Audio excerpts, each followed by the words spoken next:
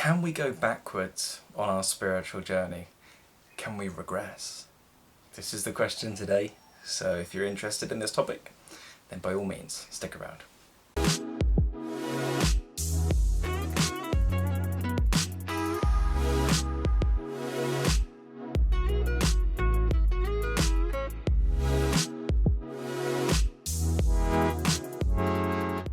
On our journey, we are put under a lot of pressure by the ego to get out of the journey, essentially, because the ego begins to realise that it's on the back foot. We're not here to make an enemy out of the ego, we aren't at all. It's necessary. It's here to protect us in this physical world. It's here so that I can know me as opposed to you, in that sense. So it has its value, and it's not the evil one here. We're trying to integrate the ego, not reject it and say, oh, screw you, I hate you, because that just creates more and more separation inside of ourselves and leads to arrogance.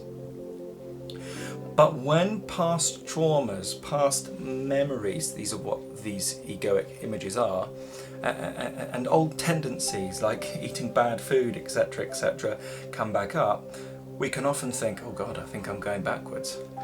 I think I'm regressing in my spiritual journey. Is that really possible? Well, I'm going to answer that question.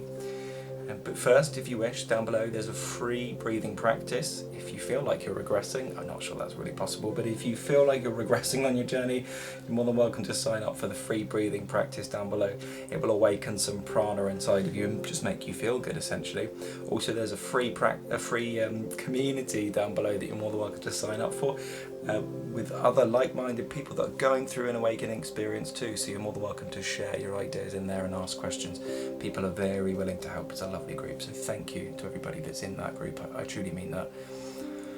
As well, you can sign up if you wish for the Dark Night of the Soul breathing practice down below, and also one-to-one coaching should you wish. There's an application form down below if you're stuck or lost or just wanting some guidance along the journey. Back to the video. Can we really go backwards? The answer for me is no.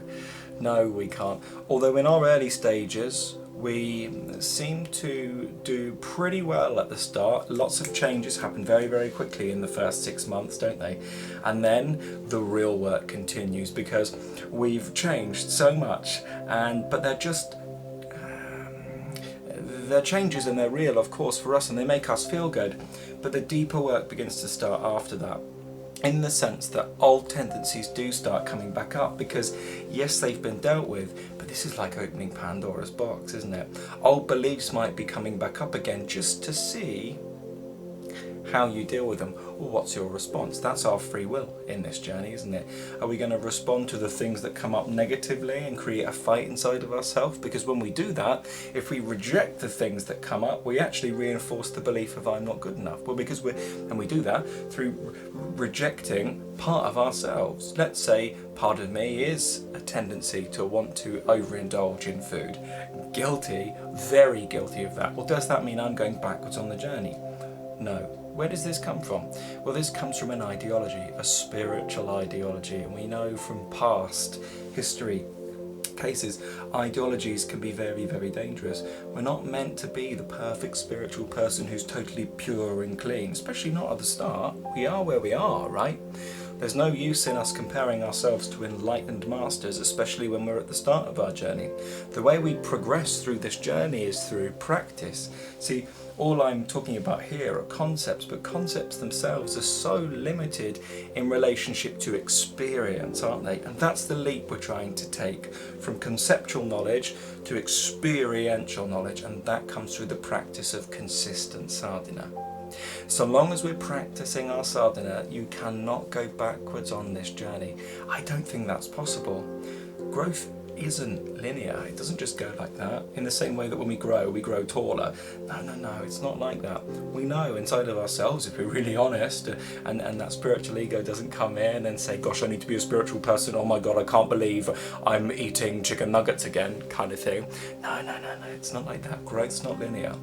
We perceive one day of us being really pure as growth, and then we expect that to be the way that we are for the rest of our lives, but it's not that way. We know it inside of ourselves.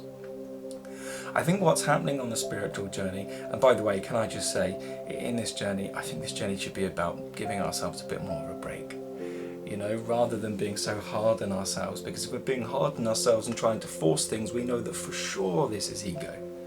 For sure. It's just got a spiritual ideology now. And therefore we're using a spiritual ideology of perfection to make ourselves feel rubbish. It's a violent thought, and it's definitely not helpful. Because when we feel that violent thought, how do we feel? Well, we feel insecure inside of ourselves. And when we feel insecure, when we do that enough, what does that lead to? A horrendous self-esteem. And when we've got no self-esteem, of course we're going to go and act out of alignment and do things like go drinking, because it's the only thing that makes it better in this moment, or go and eat 50 chicken nuggets or whatever it is inside of ourselves. And that's okay that we do that. It's not a moral issue. It's not less spiritual if you go and do those things, especially in the early journey when we're an apprentice. You know, is it any, let's look at it from a car manufacturing perspective, because I like cars. And an apprentice who's just learning to do little bits on the car, can you expect him to create a whole Audi TT car? No, you need a master for that. Right now, he's just tinkering a little bit. He's learning how to remove the wheels and polish the dash and all of these wonderful things. And this is where we're at. We're not going backwards because, of course, the apprentice makes mistakes. And we can't even call them mistakes because they're necessary for the pressure to build inside of ourselves for the awakening. Without tasting this pressure, we don't expand. It's the pulse. It's the pulse of life. And it's a principle that we call in yoga pulsing. When we're on the yoga mat, we expand and we contract. We expand and we contract. And what's it teaching us? Well, it's teaching us that our emotions and the awakening journey and life in general is like that. We must contract so that we can feel the expansiveness of the next moment, of that next piece of growth. Growth isn't linear. We're just, of course, we're always learning, always. And as soon as we think we're done learning, then we have a problem, isn't it? That becomes arrogant inside of ourselves, and then, in a sense, we hold our power back, because my power is in learning, not in being the finished product. I don't think that will ever happen until we die and shed the resistance of this body, and then that could be utter perfection. Who knows? We don't know, right? Because we haven't died. But essentially we need this pressure, and each time we go back into an old state of being or an old tendency, that doesn't mean we're going back because we come in with all of the knowledge that we have now. We're going into it more consciously just to decide that this thing is still the thing that I would really love to do. And if it is, then go and do it. Make more mistakes should you wish. Trust me, I've made so many and continue to make many mistakes. I've just lightened up on myself. Because why? Because I'm human. Yes, I'm spirit. Yes, I'm divine. But I'm also in this human apparatus, you know. My voice is human. My body is human. My mind is human. And we're all flawed. But we're perfect in our imperfection. And we're always growing. That is guaranteed, because next time we go into that mistake that we want to make, well, if we're going to enjoy it, great. But next time we go into it, at least we go in with a larger awareness around it. This is growth, knowing that our perspective is getting larger and larger and larger, and that we're expanding. But to do that, we must contract. We must visit these old states of being again, until one day they feel inauthentic to us. And this is the awakening process. Nothing's going wrong. You can't get it done, I don't think. I'm not sure, but I don't think so. It's a continual evolution. So maybe we should lighten up on ourselves. You're doing a great job. I'm certain of it. I know these doubts seem so real, and they feel so real for us because I've been there. I've been locked into these doubts and ideas before, but they pass. They're temporary. And then we gain more perspective. Okay, I'm doing fine. Yeah, I make mistakes. Yeah, I'm silly, but I'm human. It's all right. I'm doing a great job. It's this kind of self-talk that we're looking to cultivate as we bring that sort of love, that sort of compassion towards the ego, because in time, if we do, it's not going to stick around much longer. Because what does it feed from? It feeds from our fear. It feeds from us fighting it. Oh God, I'm a spiritual person. I shouldn't be doing this stuff. good luck. That's like putting petroleum on the fire. And then how does it, come through us? It's through anger and emotions and crazy frustration. Why? Well, because we're putting so much pressure on ourselves with zero compassion.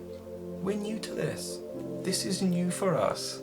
We can't expect to be the best footballer in the world, and nor should we compare ourselves to the enlightened masters. They're so much further than us. They've been doing this for years. We are where we are. We're apprentices in this world of enlightenment, and that's okay. We're doing a great job. I hope this video helps. Have a lovely evening.